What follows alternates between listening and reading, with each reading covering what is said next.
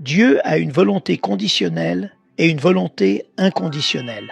La volonté de Dieu est ce qu'il détermine de voir arriver, mais cela peut arriver de deux manières, de manière inconditionnelle ou conditionnelle. La volonté inconditionnelle de Dieu est quand il détermine ce qui arrivera indépendamment de ce que quiconque d'autre fait, c'est-à-dire que ce n'est pas conditionné par nous ou par quelqu'un d'autre, parce qu'il va décider que cela arrive, et il va faire en sorte que cela arrive sans aucune implication humaine. C'est sa volonté inconditionnelle. Ce n'est pas conditionné par nos actions ou nos non-actions, parce qu'il a souverainement décidé de le réaliser tout seul, c'est sa volonté inconditionnelle. Mais la volonté conditionnelle de Dieu est différente. Il y a beaucoup de choses qu'il a décidé de ne pas laisser arriver jusqu'à ce qu'il obtienne. La coopération de la terre, il y a beaucoup de choses qu'il a décidé de ne pas faire venir du ciel dans l'histoire, à moins qu'il n'y ait une coopération humaine avec son désir et son dessein. L'un des principaux mécanismes que Dieu a établis pour déterminer une grande partie de ce qu'il fait sur terre et dans votre vie et dans ma vie est conditionné par l'absence ou la présence de prière. Jacques dit au chapitre 4, versets 1 à 3, « Vous n'avez pas parce que vous ne demandez pas ou quand vous demandez. Vous demandez avec de mauvais motifs. Il dit que je voulais vous le donner, mais vous n'êtes jamais venu me le demander donc. Vous ne l'avez pas, ce n'est pas parce que je ne voulais pas le donner. C'est parce que vous n'avez pas coopéré pour l'obtenir, parce que cela faisait partie de ma volonté conditionnelle. La prière est une communication relationnelle avec Dieu, et le but de la prière est de tirer du ciel dans l'histoire. Le but de la prière est de faire en sorte que l'éternité fasse une déclaration dans le temps. C'est de rendre le ciel visible sur terre. C'est d'amener Dieu à toucher l'humanité.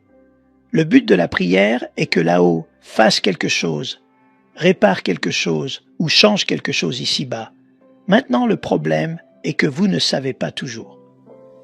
Ce qui est conditionnel et ce qui est inconditionnel, certaines choses sont claires, mais d'autres choses vous n'en êtes pas sûr.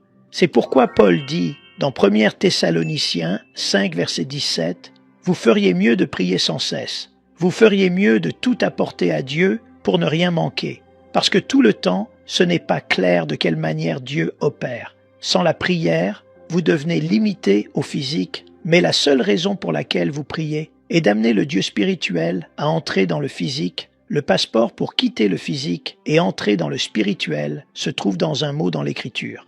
Et ce mot est la prière. Maintenant, laissez-moi expliquer. La prière n'amène pas Dieu à faire quelque chose qu'il ne veut pas faire. Parce que vous ne pouvez pas forcer Dieu à faire quelque chose. Mais ce que fait la prière, c'est accéder à ce qu'il veut déjà faire et qu'il a conditionné à votre participation et à la mienne. J'aime Ésaïe 65, verset 24. Ésaïe 65, verset 24 dit avant que vous demandiez, « J'ai répondu, oh, avez-vous suivi ça avant que vous priyiez? J'ai déjà répondu à la prière. » Ce concept de prière est de distribuer l'éternité dans le temps. Vous vous souvenez quand les disciples ont été interrogés par Jésus. Comment allons-nous nourrir 5000 hommes, sans compter les femmes et les enfants, 15 à 20 000 personnes? Et ils ont dit, nous ne savons pas. Mais ils ont trouvé un petit garçon avec 2 poissons, 5 pains d'orge. Ils les ont apportés à Jésus parce qu'il y a un problème. Comment allons-nous nourrir tous ces gens? La Bible dit que Jésus a levé les yeux au ciel et qu'il a prié et qu'il a invité Dieu dans le problème. Et tout ce que les hommes ont fait, c'est distribuer ce que le surnaturel avait fourni. Alors aidez-moi.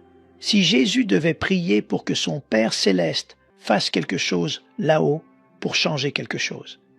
Ici-bas, à quel point vous et moi devons-nous prier pour que Dieu fasse quelque chose là-haut que nous avons besoin qu'il fasse ici-bas. Verset 13. Quelqu'un parmi vous souffre-t-il?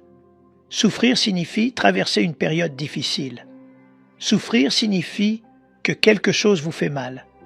Cela peut être une douleur physique, une douleur financière, une douleur circonstancielle, une douleur relationnelle. Tout ce que vous savez, c'est que vous souffrez. Jacques dit que si vous souffrez à cause des circonstances, vous devez prier.